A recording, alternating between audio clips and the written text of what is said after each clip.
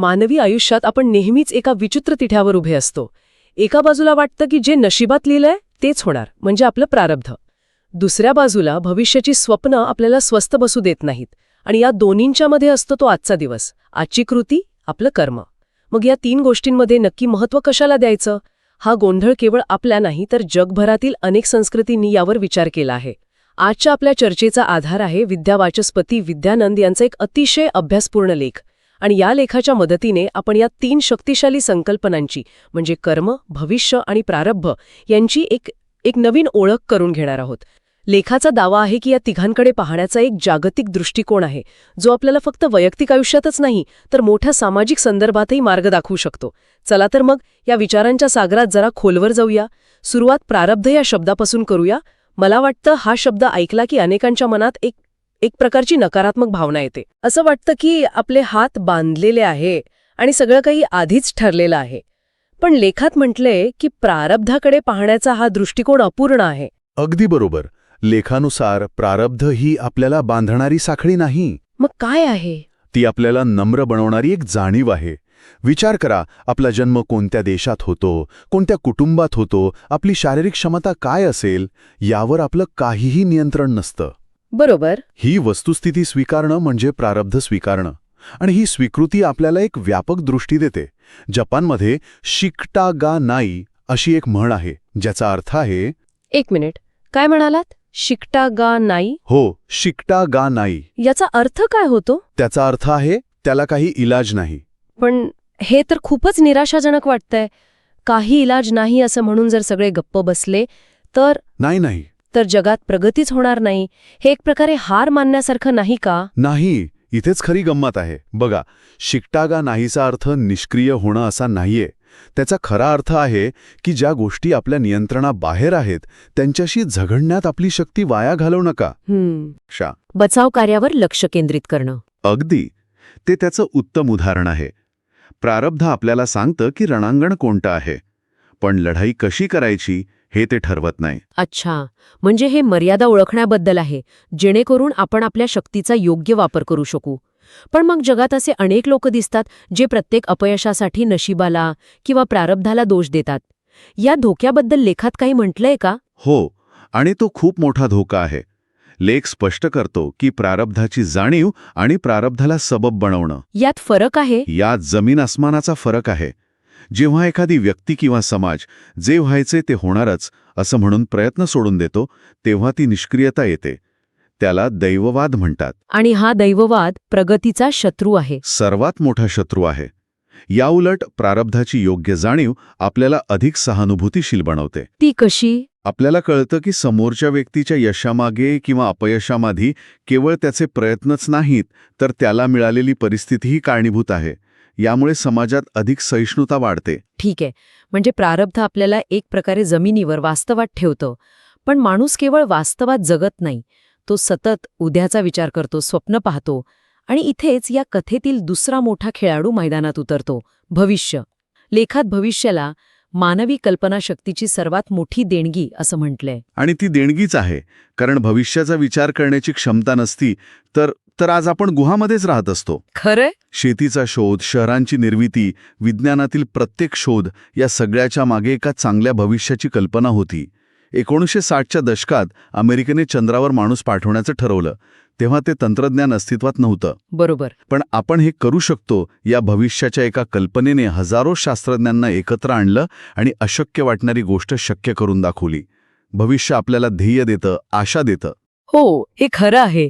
आपण घर बांधतो, मुलांच्या शिक्षणासाठी पैसे साठवतो, हे सगळं भविष्यासाठीच.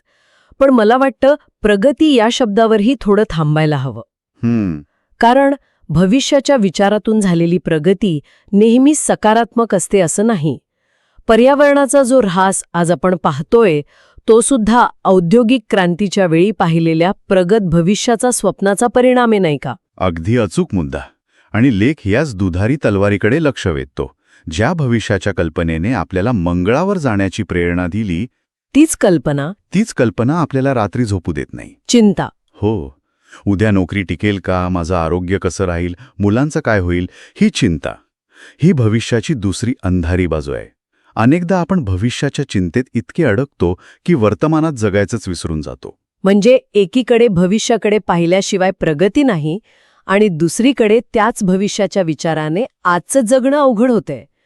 मग यावर काही तोडगा आहे का? भविष्याचा विचार करायचा पण त्याची चिंता करायची नाही, हे कसं शक्य आहे? त्याचं असं आहे की लेखात यावर एक सुंदर उपमा दिली आहे. काय? भविष्याकडे एका मार्गदर्शक ताऱ्याप्रमाणे पहा, तुमच्या जहाजाचा कप्तान म्हणून नाही. अच्छा. म्हणजे ध्येय निश्चित करण्यासाठी भविष्याचा वापर करा, पण जहाज चालवताना तुमचं लक्ष आजच्या लाटांवर आणि वाऱ्यावर असलं पाहिजे. म्हणजे वर्तमानावर? हो, भविष्य आपल्याला दिशा दाखवतं, पण गाडीचा स्टिअरिंग व्हील वर्तमानाच्या हातात असायला हवा. जेव्हा भविष्य आपल्यावर हावी होतं तेव्हा आपण वर्तमानातील नियंत्रण गमावून बसतो. आणि वर्तमानावर नियंत्रण ठेवण्याचा मार्ग म्हणजे त्या क्षणी योग्य कृती करणं. आणि मला वाटतं इथूनच आपण तिसऱ्या आणि लेखाच्या मते सर्वात महत्वाच्या संकल्पनेकडे येतो, कर्म. हो, प्रारब्ध आपल्याला सांगतं की आपण कुठे उभे आहोत. भविष्य आपल्याला सांगतं की आपल्याला कुठे जायचं आहे. पण कर्म म्हणजे त्या दिशेने टाकलेलं पहिलं पाऊल. लेखात कर्माची व्याख्या खूप छान केली आहे. केवळ कोणतीही कृती नाही, तर जाणीवपूर्वक आणि जबाबदारीने केलेली कृती. जाणीवपूर्वक आणि जबाबदारीने. हो, हे दोन शब्द खूप महत्वाचे आहेत. पण हे ऐकायला खूप आदर्शवादी वाटतं. रोजच्या धावपळीच्या आयुष्यात आपण प्रत्येक कृती इतका विचार करून परिणामांची जबाबदारी घेऊन करतो का? बहुतेक वेळा आपण प्रतिक्रिया देत असतो, कृती करत नाही. तुमचा मुद्दा बरोबर आहे. हे सोपं नाही, पण इथेच कर्मयोगाचं सौंदर्य आहे. कर्म म्हणजे जगात बदल घडवणारी मोठी क्रांतीच असली पाहिजे असं नाही. आपण नेल्सन मंडेला यांचं उदाहरण घेऊया. वर्णभेदाविरोधात लढल्यामुळे त्यांना 27 वर्ष तुरुंगात ठेवलं. हे त्यांचं प्रारब्ध होतं, जी परिस्थिती त्यांच्या नियंत्रणाबाहेर होती. भविष्यात समानता येईल ही त्यांची आशा होती. पण त्या 27 वर्षांत त्यांनी फक्त वाट पाहिली नाही. नाही, ते केवळ भविष्याची वाट पाहत बसले नाहीत. मग त्यांनी काय केलं? त्यांनी त्या तुरुंगाला आपलं विद्यापीठ बनवलं. अच्छा. त्यांनी परिस्थितीला स्वतःवर हावी होऊ दिलं नाही, तर त्या परिस्थितीत राहून स्वतःला घडवलं. कर्माची ताकद ही आहे की ते वर्तमानात घडतं. बरोबर. ते भूतकाळाच्या ओझ्याखाली दबत नाही किंवा भविष्याच्या चिंतेत विरून जात नाही. म्हणजे कर्म म्हणजे फक्त काहीतरी करणं नाही, तर मी माझ्या परिस्थितीचा गुलाम नाही, तर माझ्या प्रतिसादाचा मालक आहे, ही वृत्ती. आणि ही वृत्ती केवळ व्यक्तिपुरती मर्यादित नाही, बरोबर?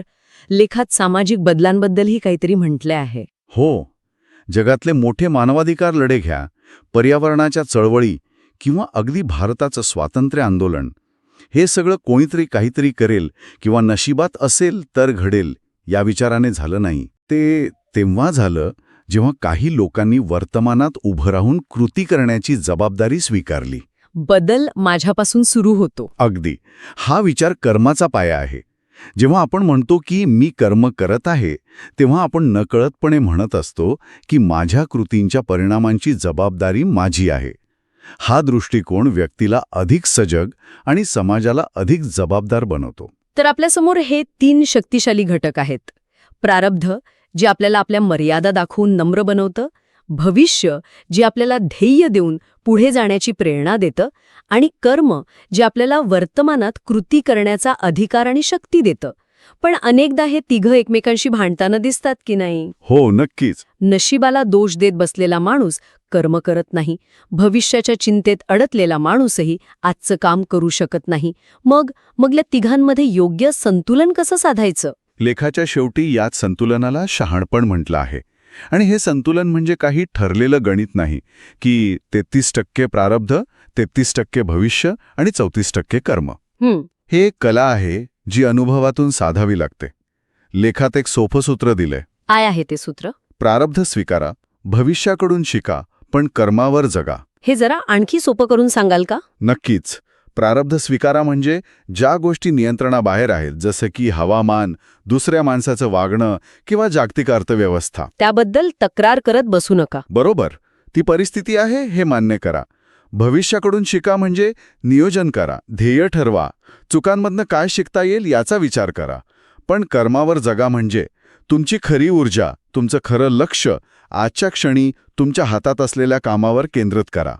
दिवसाच्या शेवटी समाधान याचं नसतं की नशिबाने काय दिलं किंवा उद्या काय मिळणार आहे. तर याचं असतं की आज माझ्या नियंत्रणात जे होतं ते मी प्रामाणिकपणे केलं का. अगदी. म्हणजे प्रारब्धाला दोष देत बसायचं नाही, भविष्याच्या भीतीत अडकायचं नाही, तर आज आपल्या हातात जे योग्य कर्म आहे त्यावर लक्ष केंद्रित करायचं.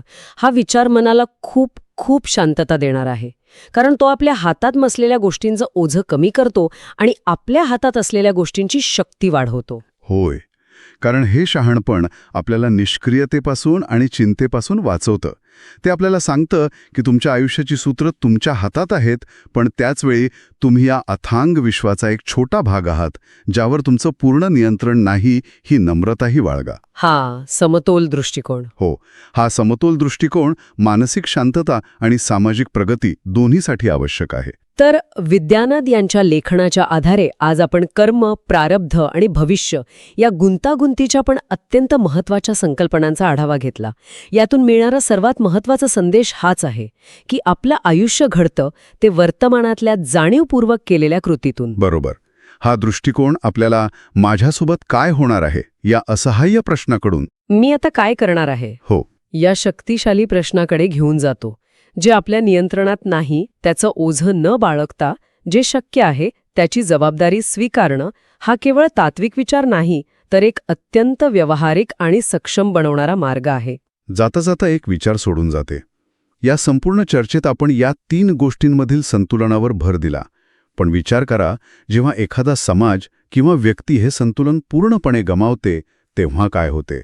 उदाहरणार्थ, जर एखादी संस्कृती केवळ आणि केवळ भविष्याच्या विचारात अडकली, सतत प्रगती, सतत विकास, सतत पुढची पिढी, आणि तिने वर्तमानातील आनंद, मानसिक स्वास्थ्य आणि नियंत्रणाबाहेरील वास्तव याकडे पूर्णपणे दुर्लक्ष केले, तर वरवर यशस्वी दिसणाऱ्या त्या समाजाच्या आत काय सुरू असेल, त्याचे दूरगामी परिणाम काय होऊ शकतील